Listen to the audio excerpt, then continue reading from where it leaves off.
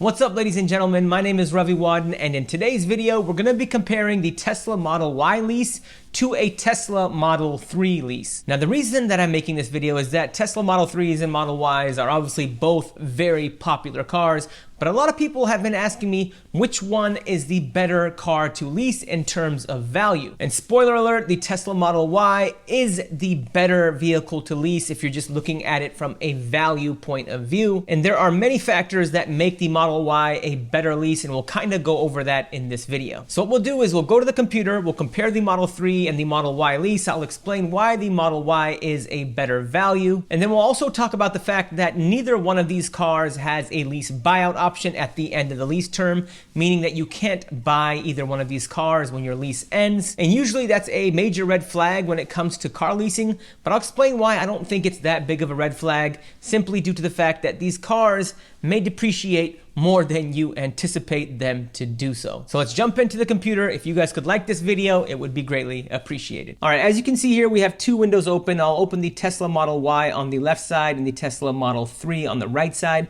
But a little tip before we begin is that with the Tesla Model Y, you really want to shop the available inventory if it is available in your area, because the available inventory is usually marked down like $2,000, $3,000, $4,000, or even $5,000, as you'll see here. And as you can see, I've got my zip code set up, I've got my radius, and I'm going to search for a long-range all-wheel drive because that is the most popular model that most of you are looking for.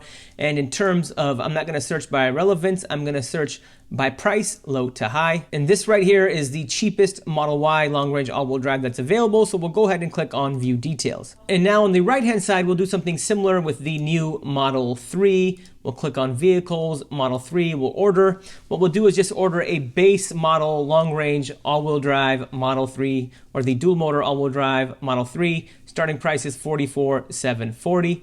So let's go ahead, and we won't, change the paint because that'll add some money. We won't change the wheels, and we won't change the interior color, and we're definitely not going to add enhanced autopilot or full self-driving capability because that just really ramps up the price, and in my opinion, it's not really worth it. So now you'll see that I have the lease financing option on both vehicles. I've got the Model Y on the left, the Model 3 on the right-hand side. I set it up to a $0 down payment on both vehicles and a 36-month term on both vehicles, 10,000 annual miles on both vehicles. And the lease payment on the Model Y is significantly less compared to the Model 3. It's $477 a month compared to $614 a month. Now, if we go back up, you'll see that the cash price, if we just wanted to pay cash for these cars, the MSRP on these cars isn't really that much different. The Model Y is a little bit cheaper at $46,050, and the Model 3 is $47,740. So why is there such a big difference in the lease payment? Well,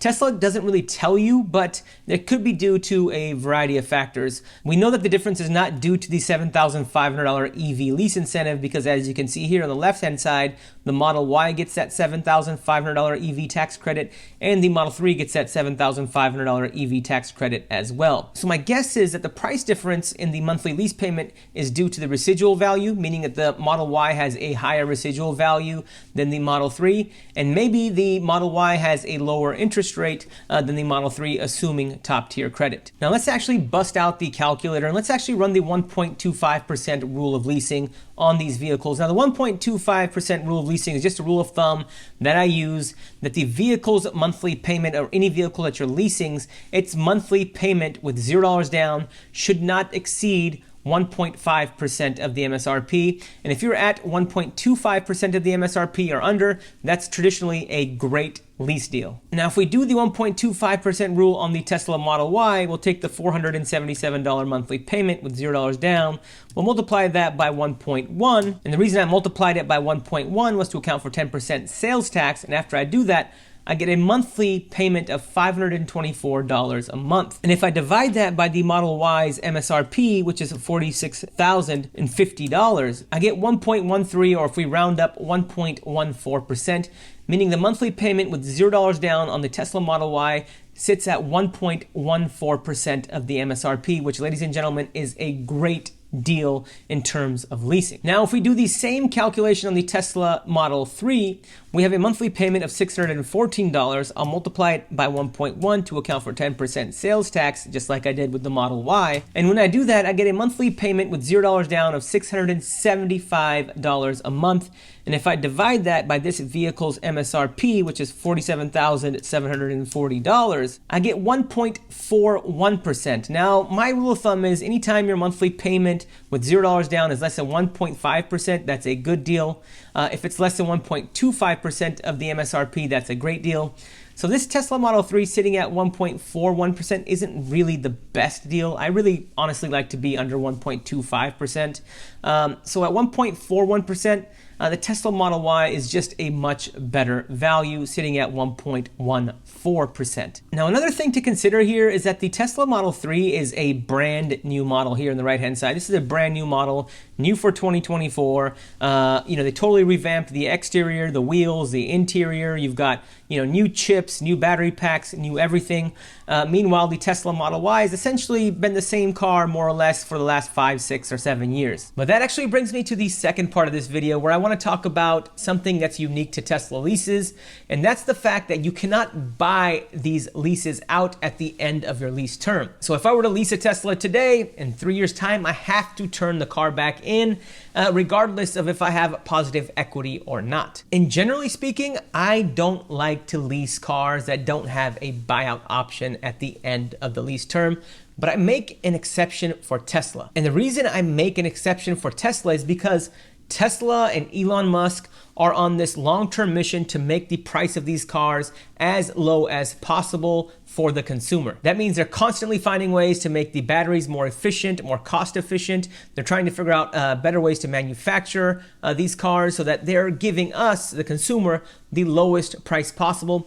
And you've seen that historically, right? People who bought their Tesla Model Ys and Model 3s 2 or 3 years ago were paying, $20,000, $30,000, even $40,000 more than what they're selling for today. And if you ask people who finance those cars, not leased, but people who financed those cars 2 or 3 years ago, they're sitting on a world of financial hurt. They're sitting on a big pile of negative equity, which essentially means that their car is worth far less than their loan amount. And that's something that you don't want to happen. And that's why I think leasing a Model 3 or a Model Y is still a good idea, even though there is no buyout option at the end of the lease term. So as an example, let's just say that I bought a Tesla Model 3 today for $47,000. And then let's say, 6, 7 months from now, Tesla announces that they're lowering the price of the Model 3 by $7,000. Well, ladies and gentlemen, since I financed that car and maybe I only put $3,000 or $4,000 or $5,000, I'm going to be sitting upside down. I'm going to have a bunch of negative equity.